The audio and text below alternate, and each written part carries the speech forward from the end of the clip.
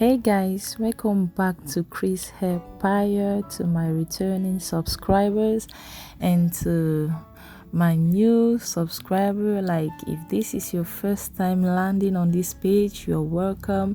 Just go ahead and click that subscription button to become a full member of this family. So guys, in this video I'll be showing you how to DIY to achieve your own ombre extension at home. So one part has to be short and the other long, because we are going for the ombre look. This is not just blending two colors together, it is blending two colors together while achieving that ombre look. That is why the black is short and the ox blood color is longer, because we want that ombre look. Like, at the end of the video you're going to see from the center, like where I'm holding right now, where my hand is, you will see the black. Then where the black is ending, you are going to see that transition.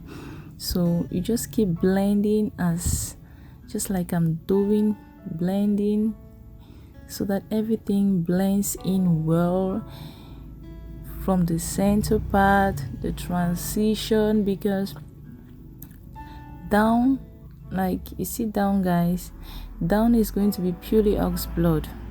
So while blending, you also go ahead with your brush and brush it out to detangle it.